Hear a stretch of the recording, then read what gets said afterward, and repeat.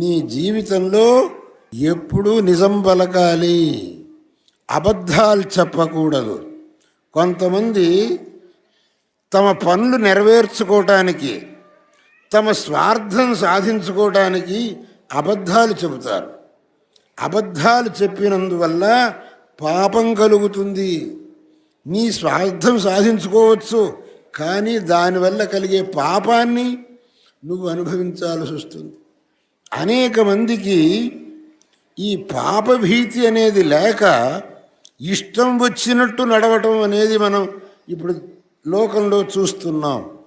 ఇష్టం వచ్చినట్టు అంటే ఏమాత్రం పాపభీతి అనేది లేకుండా ఎవరిని ఏమైనా అనడం, ఎవడి వస్తువునైనా అపహరించడం, ఎప్పుడైనా అబద్ధాలు చెప్పడం, దీనివల్ల పాపం కలుగుతుంది.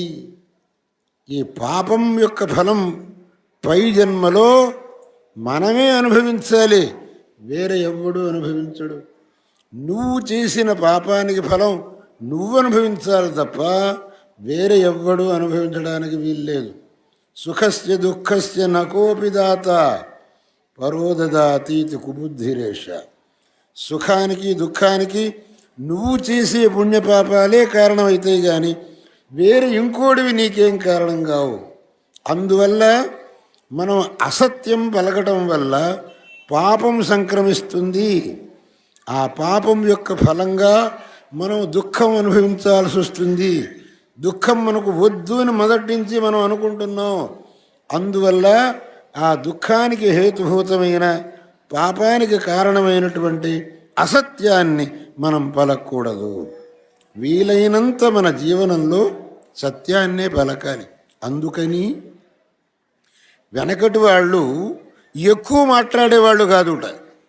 ఎక్కువ మాట్లాడితే ఎక్కడ అబద్ధాలు నోటి నుంచి వస్తాయో అని చెప్పేసి చాలా మితంగా మాట్లాడేవాడుట.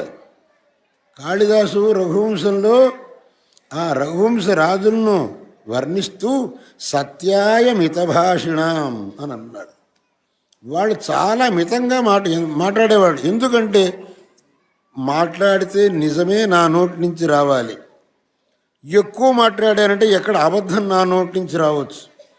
అబద్ధం వచ్చిందంటే మళ్ళీ దాని యొక్క ఫలం అనుభవించాల్సి వస్తుంది. అందుకని వాళ్ళు చాలా మితంగా మాట్లాడేవాళ్ళు, సత్యాయ మిత భాషణ. అందువల్ల మనం కూడా ఊరికే మాట్లాడి అబద్ధాలు మాట్లాడి పాపం మూట కట్టుకోవటానికంటే నిజమే పలకడం, మిగిలిన సమయంలో భగవంతుడి యొక్క నామాన్ని ఉచ్చారణం చేయడం.